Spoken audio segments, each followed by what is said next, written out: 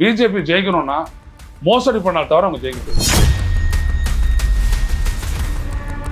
பிஜேபியினுடைய காலம் வந்துட்டு முடிய போகுதுங்க. தமிழ்நாட்டில் பீகாரிகள் தாக்கப்படுகிறார்கள் ஒரு வீடியோ போட்டான் ஒரு பிஜேபிக்காரன். கோர்ட் வரைக்கும் போச்சு. அது வந்துட்டு தமிழ்நாட்டில் நடந்தது இல்லை அப்படி தெரிஞ்சிட்ட உடனே இல்லை அப்படி சொல்லிட்டு மன்னிப்பு கேட்டதோட மட்டும் இல்லாத அந்த வீடியோவை எடுத்துட்டு அழிச்சிட்டான். இது எனக்கு தெரியுது, உங்களுக்கு தெரியுது, எல்லாருக்கும் தெரியுது, ஒரு நாட்டினுடைய பிரதமருக்கு தெரியாதா? அது பீகாரிஸ் எல்லா இடத்துலையும் வேலை செய்யறான். ஆனா எங்கேயாவது அவன் சுயமரியாதையோட இருந்து நடத்தப்படுறான்னு தமிழ்நாட்டில் மட்டும்தான். கொரோனா வந்த போது ட்ரெயின்ல ஏற்றி பீகாருக்கு அனுப்புற ஒரே மாநிலம் தமிழ்நாடு தான்.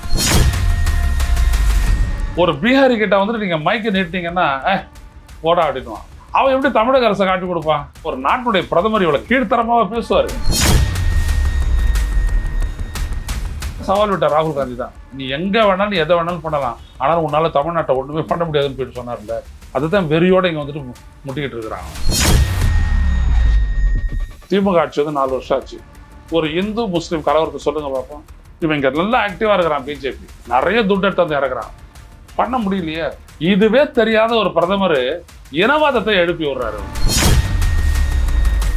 கொள்ளையடிக்கலாம், திருடலாம், அயோக்கியத்தனம் பண்ணலாம், ஆனா பாதுகாப்பு இருக்கலாம்னா நான் பிஜேபிக்கு போயிடுவேன். அவங்க 19 அவங்க ஜெயிச்சுட்டு இருக்கிற ஒரு சட்டப்பேரவை மக்களவை தேர்தலையும் இவிஎம் வச்சு தேர்தல் ஆணையத்தினுடைய வச்சு தான் அவங்க ஜெயிக்கிறாங்களே ஒழிய மக்கள் ஆதரவே உங்களுக்கு கிடையாது. ஒரே ஒரு முறை இப்போ பீகாரில் தேர்தல் நடக்குது, இவிஎம்ல தான் நடக்குது, எலக்ட்ரானிக் ஓட்டிங் மிஷின் தான் நடக்குது. கூடவே நீங்கள் பிவி படம் வைக்கிறீங்க. இந்த ஒரு தேர்தலுக்கு மட்டும் பிவி படம் என்னங்கடா? எண்ணி 10 சீட்டு பிஜேபி கூட்டணி ஜெயிக்கட்டும். நான் பேசுறதே விட்டுறேன். திமுக உட்பட கூட்டணி கட்சிகள்லாம் எதிர்த்திருக்காங்க. ஆனா அதிமுக ஆதரிச்சு. எதுக்கு என்ன காரணம்? அது அதிமுக ஒரு அடிமை கட்சி. அவங்களுக்கு என்னன்னு எஸ்ஐஆர் புரியல.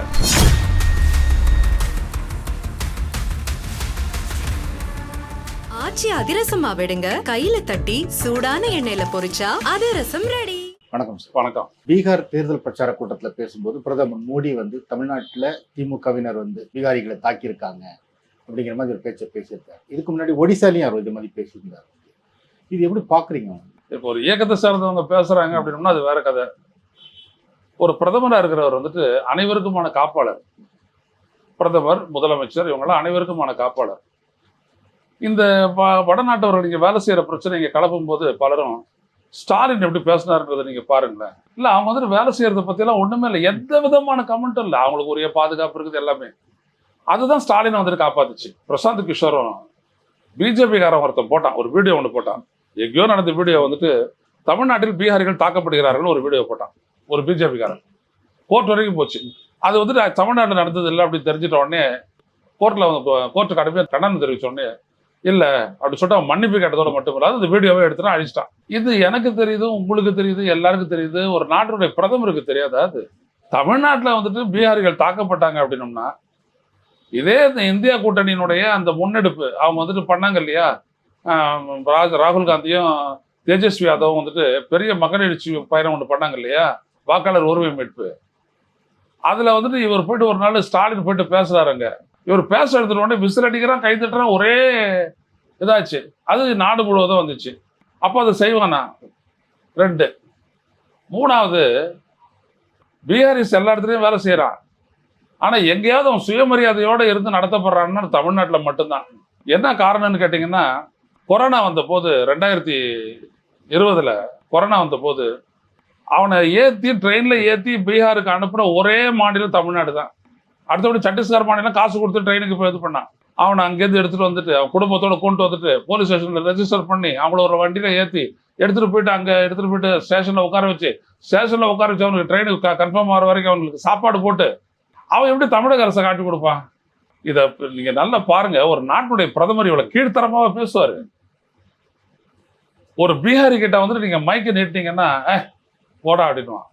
அங்க நான் வெங்காயத்தை விளைக்கிறேன், ₹1 எடுக்கிறான். 4 மாசத்து உழைப்பு ₹1 எடுக்கிறான்.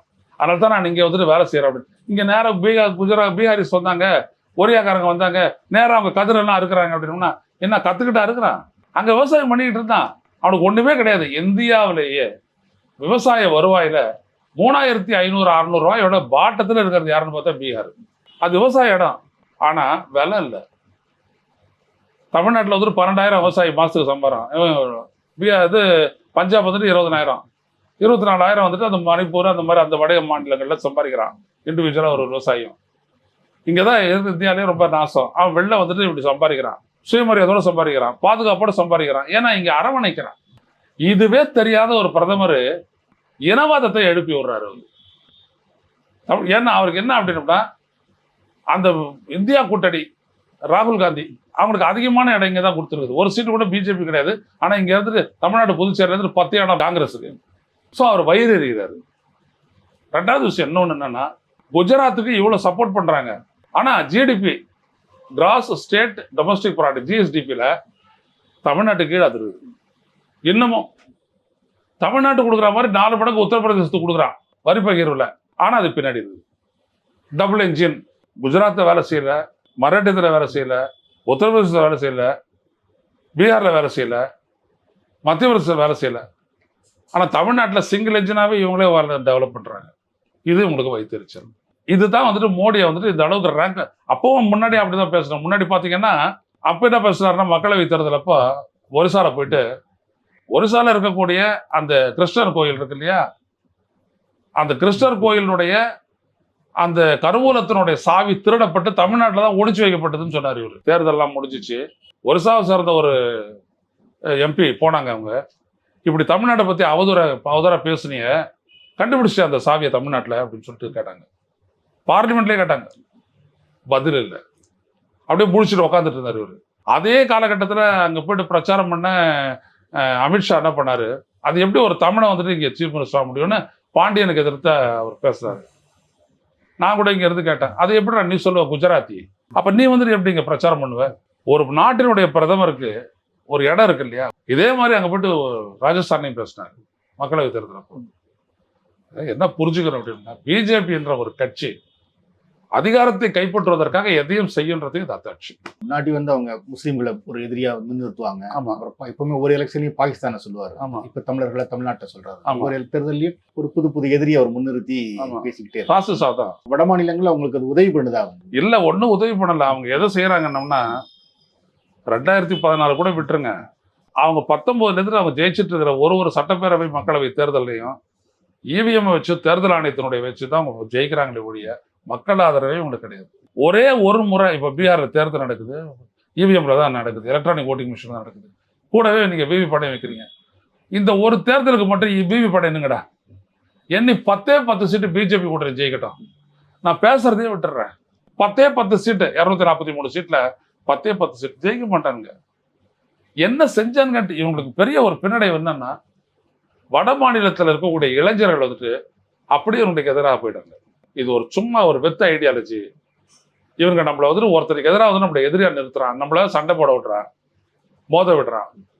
மற்றபடி இவங்களால நம்மளுக்கு எந்த பெனிஃபிட் இல்லை, எதிர்காலம் இவங்களால எதுவும் நடக்காதுட்டு அவன் உணர்ந்துட்டு நம்ம வந்துட்டு அதுக்கு ஒரு ராகுல் காந்தி ஒரு பெரிய காரணம். அவர் என்ன சொன்னாரு, உனக்கு என்ன விதமான அரசியல் வேணும்? பிளவு அரசியலா இல்லை இணக்கமான அரசியல்? இணக்கப்பாடா, ஹார்மனி, சமூகத்திலையும் சரி அரசியலும் சரி, இது வேணுமா அப்படின்னு கேட்டபோது அவன் அதை சூஸ் பண்ணிட்டான். அந்த கேட்டு திறந்துருச்சு அவனுடைய மனசுல. அதுதான் மோடிக்கு வந்துட்டு பெரிய, மோடிக்கு பிஜேபி ஆர்எஸ்எஸ் எல்லாம் பெரிய முட்டலா இருக்கு. இவங்க என்ன பண்றாங்க, இந்த திருட்டுத்தனம் பண்ணிட்டு ஜெயிச்சுட்டு இதனாலதான் அப்படின்னு சொல்லுவாங்க, நாங்க அங்க 10,000 போட்டோம், 76 லட்சம் பேருக்கு 10,000 போட்டோம், பெண்களுக்கு 10,000 போட்டோம், அதனால எங்களுக்கு தூக்கி பதவி கொடுத்தாங்க. எல்லா இடத்துலையுமே இவனுங்க வந்துட்டு இந்த களவாணித்தனம் பண்ணி தான் ஜெயிக்கிறாங்களே ஒழிய, அதான் எழுதியிருக்கனே இந்த வாக்கேந்திர சூழ்ச்சி மக்களாட்சியின் வீழ்ச்சின்னு. பதில் சொல்லுங்க. இந்த நாட்டில் இருக்கக்கூடிய கிட்டத்தட்ட ஒரு 40 ஜேர்னலிஸ்ட்டை நாங்கள் பேசுகிறோம். அந்த மாதிரி பதில் சொல்லுங்க பார்ப்போம். நீதிமன்றத்தை வச்சிடறான், தேர்தல் ஆணையத்தை காப்பாற்றிக்கிறான், அதுக்கப்புறம் தேர்தலை எல்லா விதமான மோசடி பண்ணுறான், ஜெயிக்கிறான், அதிகாரத்தை கைப்பற்றுறான். அது ஒரே நாடு ஒரே தேர்தல் வரைக்கும் போயிடுச்சு. இப்போ பொதுவாக இந்த மாதிரி வந்து ஒரு 2 மாநில மக்களுக்கு இடையே வந்து ஒரு மோதலை உருவாக்குற மாதிரியான ஒரு இன விரோத பேச்சு அப்படிங்கிறது தேர்தல் நடத்தை விதிமுறைப்படி தவறானதா இருக்காது. இல்லையே, செய்யலையே தேர்தல் ஆணையம். தேர்தல் ஆணையம் செய்யறதா இருந்துச்சு அப்படின்னம்னா, உங்ககிட்ட இருக்கக்கூடிய மாடுல ஒரு மாடை முஸ்லீம் கொடுத்துருவாங்க, உங்க தாலி செயினை பிடிக்கி முஸ்லீம் கொடுத்துருவாங்க அப்படின்னு ராஜஸ்தான்ல பேசும்போதே, தமிழ்நாட்டில் ஃபர்ஸ்ட் பேச முடிஞ்சிட்ட உடனே தமிழ்நாடு, கேரளா, பாதி நம்பர் ஆஃப் தொகுதி கர்நாடகா, அது சொல்லும் போதே கம்ப்ளைண்ட் போச்ச உடனே அவன் நடவடிக்கை எடுக்கிறியா? கடைசியில் நிறைய கம்ப்ளைண்ட், 18,000 கம்ப்ளைண்ட் போன உடனே பிஜேபி கட்சிக்கு அனுப்புறா சோகாஸ் நோட்டீஸ். ஒரிசால பேசுற பேச்சுக்கெல்லாம் எந்த விதமான சோகாஸ் நோட்டீஸும் கிடையாது. அதனாலதான் சொல்றது தேர்தல் ஆணையன்றது பிஜேபியினுடைய இன்னொரு கிளை. நடத்தை விதிமுறைகள்ல ரொம்ப முக்கியமானது என்னன்னா, மொழியின் அடிப்படையில, இனத்தின் அடிப்படையிலோ, நிறத்தின் அடிப்படையில, எந்த விதமான சாதித்தின் அடிப்படையில எந்த விதமான பேதத்தையும் நீ வந்துட்டு காட்டக்கூடாது. அதான் வந்துட்டு அந்த தேர்தல் விதிமுறைகள் செய்யறது இல்லையா MCSC model code of contact. இளைஞர்கள் அதை புரிஞ்சுக்கிட்டாங்க அப்படின்னு ஒரு நம்பிக்கை அளிக்கிறதா இருந்தாலும் பொதுவாக இந்த மாதிரி தொடர்ந்து பேசிட்டு இருக்கிறது மக்களுக்கு இடையே, குறிப்பா வட மாநிலத்திற்கு வந்து தென் மாநிலத்து மக்களுக்கு ரெஸ்பாண்ட் பண்ணலையே, விரோதத்தை ஏற்படுத்தும். ஒண்ணும் பண்ணலையே.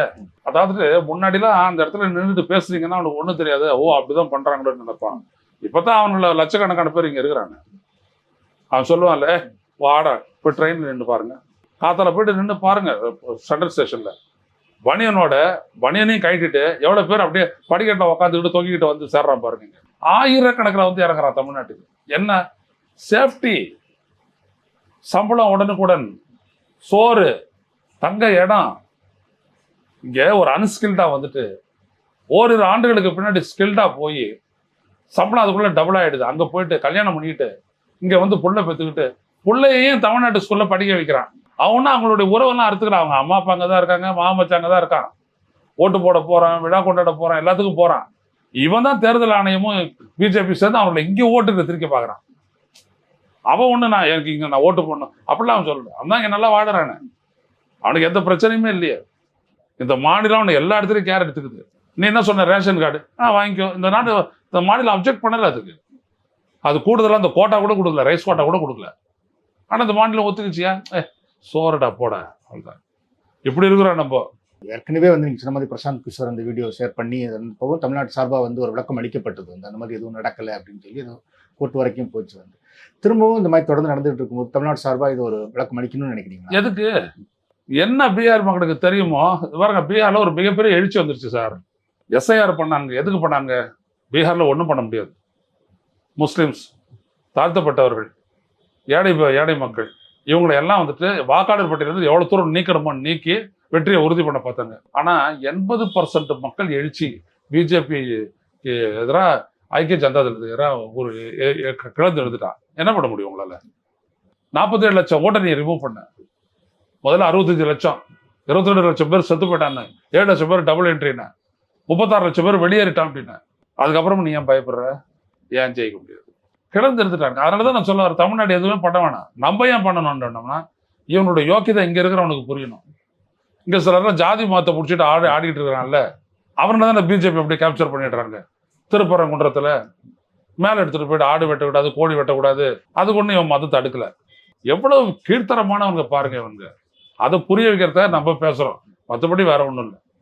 இதே திருப்பரங்குன்ற மேட்டர்ல என்னாச்சு, போய் அப்படின்னு சொன்னா அந்த மக்களை ஒண்ணுமே பண்ண முடியலையா? ஆமா, அங்க மேடை வெட்டுறாங்க, அவங்களுடைய மொத்தத்துல வெட்டுறாங்க, நாங்க கூட போயிட்டு சாப்பிட்டு வந்துருக்குறோம், நாங்க கீழே வெட்டிக்கிறோம், மேலே வெட்டிக்கிறோம், அவ்வளவுதானே அப்படின்ட்டு போயிட்டான். ஏன்னா தமிழன் வந்துட்டு பொதுவா பாத்தீங்கன்னா அவனுக்கு ஆன்மீக வெடி தானே ஒழிய மத வெடி கிடையாது. என்ன பாய் அப்படின்னு சொல்லிட்டு போயிட்டே இருப்பான் பாட்டுக்கு. நீ நினைக்கிறதெல்லாம் பண்ண முடியாது. இது முஸ்லீம் கடை, இந்த கறி கடையில வந்துட்டு அவன் வந்துட்டு அவனுடைய சாமியை வேண்டிக்கிட்டு வெட்டி இருக்கிறான். இப்ப கர்நாடகாவில் இது பண்ணனா மங்களூர்ல இருந்து உடுப்பி வரைக்கும் பத்திக்கும். இங்க என்ன பண்ணிட்டு நீ பாட்டுக்கு சொல்லிட்டு இருக்க வேண்டியதுதான். கறியா என்ன சொல்லி வெட்டினா கடவுள் பேர்ல நல்லதுதான், அப்ப ஒரு 1/4 கிலோ சேர்த்து போடணும். இங்க இந்த தமிழ்நாட்டுடைய உளவியல் அந்த மாதிரி. சரி, இது ஒரு ஐடியாலஜிக்கலா, பொலிட்டிக்கல் ஐடியாலஜிக்கலா, சோசியல் ஐடியாலஜிக்கலா உருவாக்கப்பட்ட மாநிலம் அது. இதுல இவங்களால ஒண்ணுமே பண்ண முடியாது. அந்த டிவிசிவ் பாலிடிக்ஸ் எடுப்படாத வெறிதான் மோடி, அமித்ஷாவும் இந்த இடத்துல போய் தள்ளுது. 8 முறை வந்துட்டு ஒரு தொகுதி ஜெயிக்க முடியல. அந்த வடநாட்டாரங்களை கொண்டாந்து போட்டான்ல கோயம்புத்தூர்ல, அதனால அந்த 4.5 லட்சம் ஓட்டு வாங்கினா அந்த அண்ணாமலை, அவ்வளவுதான். இல்லாட்டி கிடையாது. இல்லாட்டி இவர்கள் வாங்கியிருக்க முடியாது. அந்த பக்கத்து தொகுதியில எந்தாண்ட இருக்க பொள்ளாச்சிலையோ அந்தாண்ட இருக்கக்கூடிய இன்னொரு தொகுதியிலையோ ஏன் ஜெயிச்சாங்க? ஒண்ணும் கிடையாது. மெய்யான ஒரு முன்னேற்றம் சமூக இணக்கப்பாட்டோட முடியும். இப்போ தமிழ்நாட்டுல அமைதி இல்லைன்னா வளர்ச்சி இருக்காது. அமைதியும் வளர்ச்சியும் இருந்ததுன்னா தான் கல்விக்கு வந்துட்டு ஸ்கோப் இருக்குது. இது 3 இருக்கிற இடத்துல வந்துட்டு அவனை நீங்க எப்படி சண்டை கூப்பிடுவீங்க? அவன் என்ன பண்ணுவான்னா ஒத்து கவனிப்பான், இவன் ஏன் அதுக்கு செய்யறான். இங்கதான் அந்த படமுடி உண்டு, சோழியம் குடும்பி சும்மா ஆடாது அப்படின்ட்டு. இந்த தமிழனை காப்பாத்துறதே அவனுடைய படமுடி தான். தொப்பைக்கு மேல கஞ்சி, வெளில வந்து அவன் கத்துறான் அப்படின்ட்டுருவான், அவன் செய்வான். இப்ப பிஜேபி சார்பா போறவங்களுக்கு என் ஊர்ல மரியாதை இல்லை, வந்து விட்டுருக்கிறவன் அவன் கத்துறான். நம்ம கதை வேற. அவனை இவனை பிரிச்சுக்கிறான்ல, சொந்தம் தான். ஒன்றும் பண்ண முடியலல்ல. இதுதான் இங்க தமிழ்நாட்டுடைய அந்த சைக்காலஜி, பொலிட்டிக்கல் சைக்காலஜி இப்படிதான் இருக்கு. இதுதான் இவங்களால உடைக்க முடியல. அதனால தான் பிள்ளையார் ஊரில் விட்டு பார்த்தான், முருகருடைய வேலை எடுத்து பார்த்தான், திருப்பரங்குன்றத்தை தூக்கி பார்த்தான், என்னென்னவோ பண்ணி பார்த்தான், ஒன்றும் நடக்காது. காரணம் என்னன்னா தமிழ்நாட்டில் வந்து ஒரு தெளிவு இருக்குது, தமிழ்நாட்டில் ஒரு அமைதி இருக்குது, தமிழ்நாட்டில் ஒரு முன்னேற்றம் இருக்குது, தமிழ்நாட்டில் ஒரு ஸ்கோப் இருக்குது.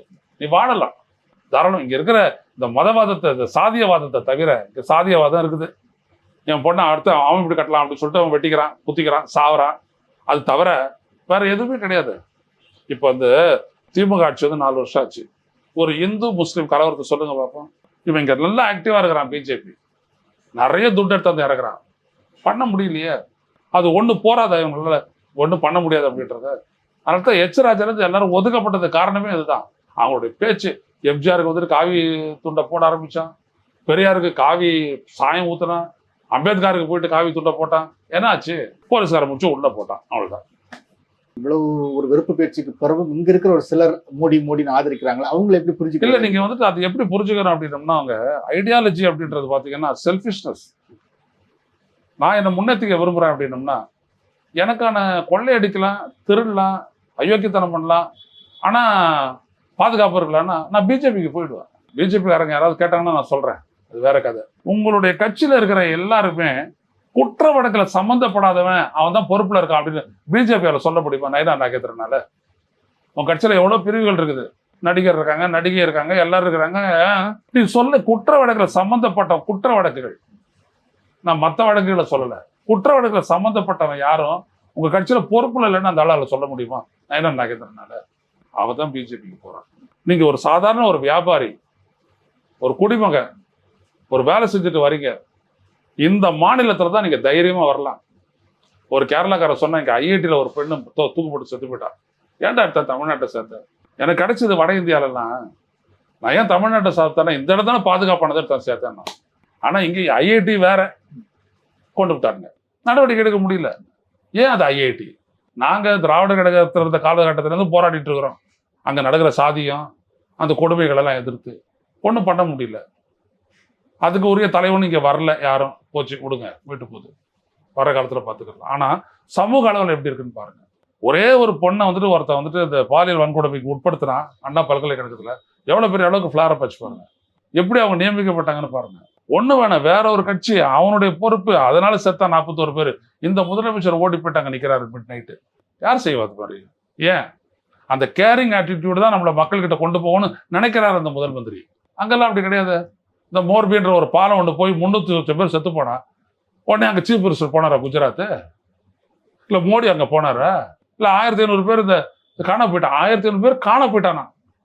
எது கும்பாமேளால கண்டுபிடிச்சாங்களா? ரயிலில் ஏறுறதுக்கான நெரிசலில் ஒரு 11 பேர் செத்தாங்க. அதை வந்துட்டு மிட் நைட் வரைக்கும் செய்தி நிறுவனங்கள் எடுக்கக்கூடாது அப்படின்னா, அப்போ புரிஞ்சுக்கிட்டவங்க என்ன பண்ணுவாங்க? இவனை கிட்ட கூட வரவிட மாட்டாங்க. இதுதான் பிஜேபிக்கு எதிராக இருக்குது, இதுதான் அதிமுகக்கு எதிராக இருக்குது, கூட்டணி வச்சதுனால. வேற ஒன்றும் இல்லை. இது மாதிரியான ஒரு பேச்சுகள் அரசியல் போக்கில் நீடிச்சா எதிர்காலத்துல இது என்ன விதமான ஒரு சார்? இந்த எதிர்காலத்தை பொறுத்த வரைக்கும் என்ன அப்படின்னா, இப்போ இந்த ராகுல் காந்தி மாதிரி ஒரு ப்ராக்ரஸிவ், தமிழ்நாட்டை விட்டுருக்கேன், தமிழ்நாட்டில் எல்லாம் இந்த எடப்பாடி பழனிசாமி இந்த மாதிரி குப்பைகளை தவிர, நான் ஏன் அப்படி சொல்றேன் அப்படின்னா, இந்த உளவியலுக்கு எதிரான ஒரு கட்சியோட நீங்க போயிட்டு கூட்டணி வைக்கிறீங்க. எதுக்கு? சிக்கிட்டீங்க. ஜெயலலிதா இருந்த வரைக்கும் எந்த இடத்துல அவர் தெளிவா இருந்தாரோ அந்த இடத்துல ஒரு தெளிவில்லை. அதனால சொல்றேன் கூப்பிட்டு. ஓகே, மற்ற மாநிலங்களில் நீங்க எடுத்துக்கிட்டீங்கன்னா, குறிப்பா வட மாநிலங்கள் எடுத்துக்கிட்டீங்கன்னா, ராஜஸ்தான்ல போயிட்டு ராகுல் காந்தி என்ன பேசுறாரு அப்படின்னா, இவங்க சொல்றாங்கன்னு கேட்டுக்கிட்டு இந்தியோட நீங்க நின்றாதீங்க, இங்கிலீஷ் படிங்க அப்படின்றாங்க. உடனே அவங்க அதை எடுத்துக்கிறாங்க. ஏன்னா பாரு அந்த மாநிலம் எப்படி பண்ணுது.